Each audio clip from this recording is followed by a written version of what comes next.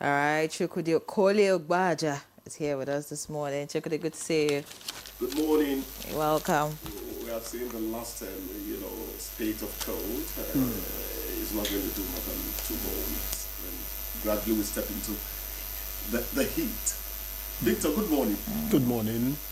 Welcome. I didn't know you have become Meteorologist. Meteorologist? yeah, God gave me so many games.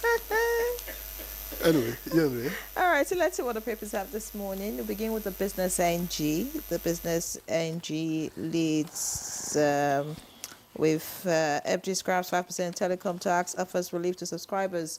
That's on page 2. It's in the red strip right there. And we have raw for commercial papers soar as overdrafts bonds lose appeal.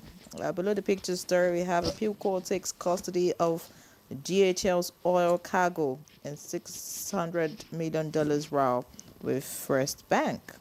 We want to find out what that's about. And we have Naira breaks 1,500 Naira to the dollar, strongest since March. Above the masthead, FG clarifies indigenous contractors can bid for road projects above 20 billion Naira.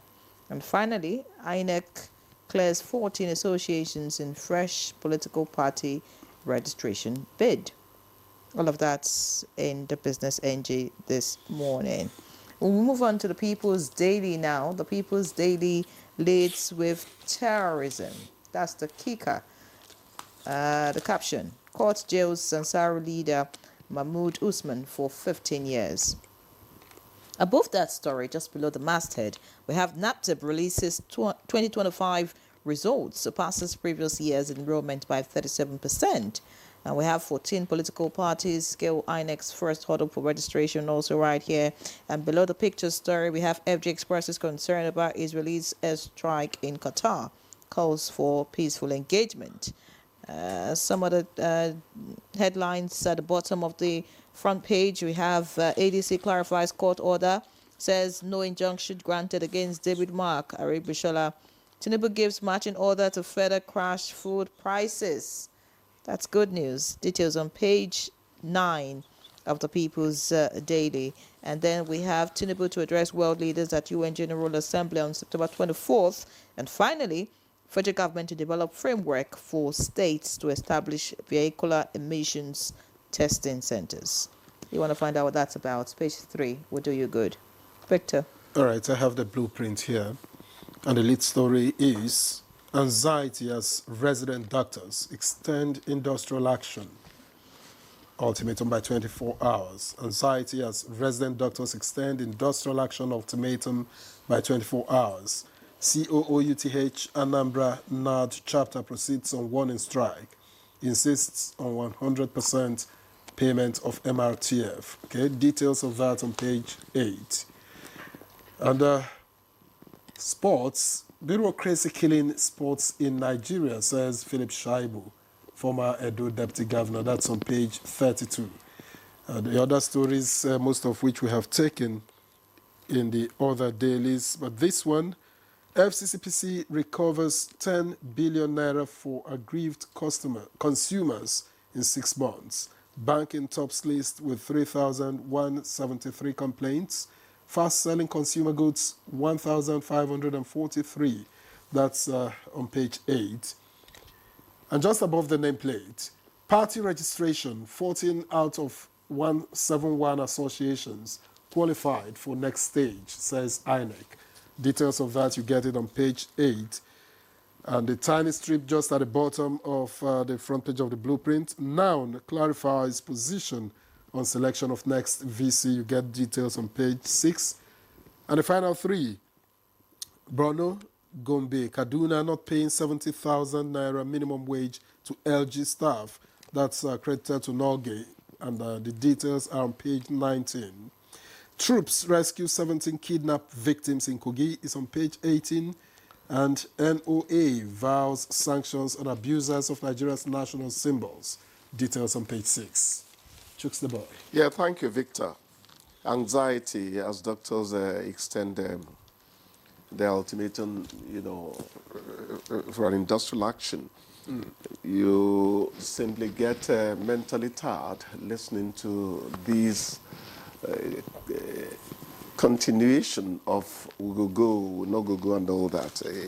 Actually, there are two of them, ASU and the resident doctors. They seem to be competing for who takes the baton first to the finish line in concerning these ultimatums. But let us address quickly what the doctors are talking about. We all agree that all professionals in Nigeria, starting with Victor and ERA, because I'm involved, this is my territory, deserve better working conditions.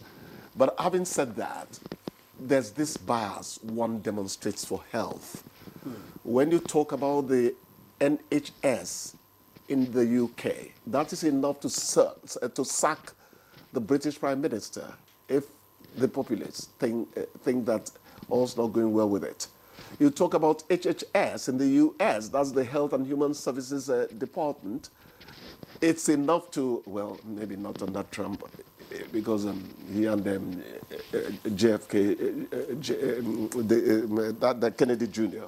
are handing gloves over how they want to run health in the US. But the point we're making is that health is always a number one issue. And I like the way the federal government is going about funding health now.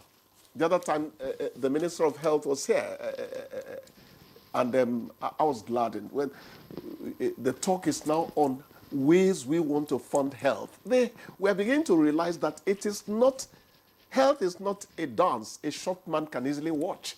You need a ladder. So that ladder they're building is going to increase the height so we can see into what health really needs. So the bias would always be there for health workers. But that's not to say that other professionals are not exactly, and that it should become something you tout every other day. We're going, we're not going. I think we need to do something final about it. Somebody was actually saying, one of the bits I read up yesterday, the FCT minister should not be known for just commissioning roads and bridges, blah, blah, blah, blah. That human capital is the first thing to pay attention to. I read that argument somewhere. You can see that they're now particularizing in terms of development.